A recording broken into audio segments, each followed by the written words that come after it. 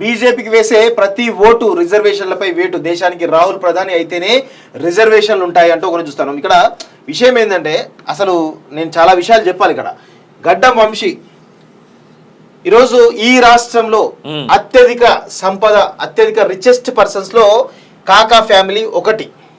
So వీళ్ళ ఈ గడ్డం వంశీ అనేటువంటి వ్యక్తి 3వ తరం రిజర్వేషన్లు పొందుతూ ఫలాలు అందుకున్నటువంటి వ్యక్తి.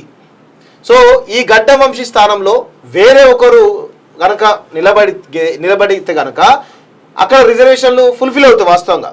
సో 3వ తరం కూడా రిజర్వేషన్లు పొందుతూ ఉన్నాయి అంటే అది కూడా వేల కోట్ల ఆస్తులు. వివేక్ పెళ్లి చేసుకునేది ఒక బ్రాహ్మణ అమ్మాయినే, అదే విధంగా వివేక్ వాళ్ళ కొడుకు బిడ్డలు వీళ్ళంతా పెళ్లి చేసుకునేది ఒక బ్రాహ్మణ్ సంబంధించినటువంటి వాళ్ళనే. బ్రాహ్మణేనా నాకు ఐడియా లేదు వాస్తవంగా. సో వాళ్ళేమో కులం పేరేమో రాజకీయంగా లేకపోతే ఆర్థికంగానేమో కులం పేరు కావాలి, అదే విధంగా ఈరోజు పెళ్లి చేసుకోవడానికి మాత్రం కులం వాళ్ళు అవసరం లేదు వాస్తవం. సో ఈ తరం ఇలాంటి యొక్క వీటి మారాలంటే రిజర్వేషన్లో కొన్ని సమూలమైనటువంటి మార్పులు రావడం అవసరం. ఇలా చెప్పుకుంటూ పోతే రాజకీయాల్లో కానీ బ్యూరోక్రసీలో కానీ ఉద్యోగ కల్పన విషయం కానీ చాలా విషయాల్లో ఒక లిమిట్ వరకు రిజర్వేషన్లు ఏ విధంగా పొందాలనే దానిపైన కొంత సైంటిఫిక్ టెక్నికల్ స్టడీ అవసరం. దాని పరంగా మార్పులు జరగాల్సిన అవసరం ఉంది.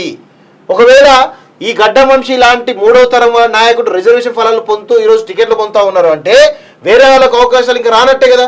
గత 40 సంవత్సరాలుగా వీళ్ళ ఫ్యామిలీ ఈరోజు వెళ్తా వస్తూ ఉంటే వేరే వాళ్ళకి అవకాశాలు వద్దా?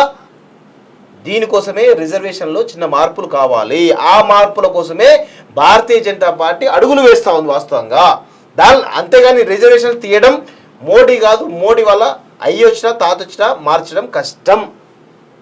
అది అంబేద్కర్ చెప్పిండు. రిజర్వేషన్ రాష్ట్రం అంటే అంబేద్కరే చాలా క్లియర్గా చెప్పిండు.